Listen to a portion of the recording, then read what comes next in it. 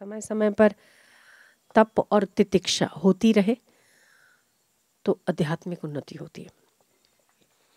तप भी कई प्रकार के, कई में से 3 प्रकार मुख्य: मानसिक तप, वाचिक तप और शारीरिक तप। शारीरिक तप है सर्दी, गर्मी, बारिश, अति तापमान, इसे सह लेना और ये ना कहना बड़ी गर्मी है, शारीरिक तप है। शरीर बुखार में पीड़ित हो और फटाफट एलोपैथी गोली लेके हम ठीक हो जाते हैं, ठीक है। जो बुखार आया है वो हमारे शरीर को तपाने के लिए आया है। एक्चुअली बुखार क्या, तो बुखार जब हमारा भोजन अजीर्ण हो जाता है, जब पचता नहीं, डाइजेस्ट नहीं होता, तो वो इतनी अग्नि तपा देता है अपने भीतर कि जो पचा हुआ फूड नहीं है, जो अभी रॉ पड़ा हुआ है आपके भीतर, उसको पचाने के लिए, उसे डाइजेस्ट करने के लिए वो अपनी हीट को तेज कर देता है। ये बुखार है, ठीक है। तो हम इसे बुखार कह के गोली लेकर दबा देते हैं। एक्चुअली बुखार क्या है?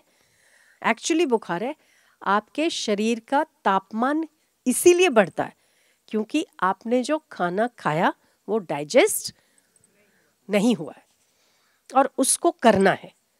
ये उसका ड्यूटी में आता है, बॉडी के ड्यूटी में आता है कि जो आपने खाया उसको पचाना, पर आपने चबा कर नहीं खाया। आपने ऐसा खाना खाया कि जो आपकी आंतें उसे चबा ना सके, उसे पचा ना सके, तो फिर वो बॉडी हीट बढ़ा देती है, जिसे हम बुखार कहते हैं। और बुखार कहते हैं हम एलोपैथी लेके और सबसाइड कर देते हैं।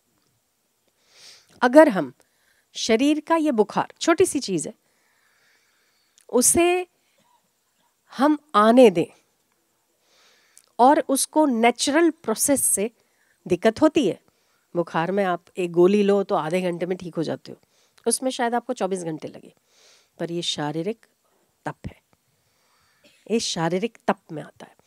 शारीरिक कष्टों को सहना शारीरिक तप में आता है। अपने कंफर्ट जोन से बाहर निकल के किसी चीज़ को सहना और वो सहकर शरीर को आदेश देना, ये मानसिक तप में आता है। जैसे कोई अपमान करता है, अच्छा तो नहीं लगता, पर अगर सह लिया ना तो मानसिक तप है। मान हो, अपमान हो, सत्य बोलना, हितकर बोलना, किसी के लिए कोई हमारा दुश्मन हो या शत्रु हो, या हमें पता हो कि इसके लिए, इसको हमारे लिए मन में भावना सही नहीं, दुर्भावना, बावजूद उसके साथ सत्य और प्रेम से व्यवहार करना वाचिक तप है। तप कई प्रकार के हैं, उसमें से 3 मुख्य गीता में जो कहे कृष्ण ने: शारीरिक तप, मानसिक तप, वाचिक तप।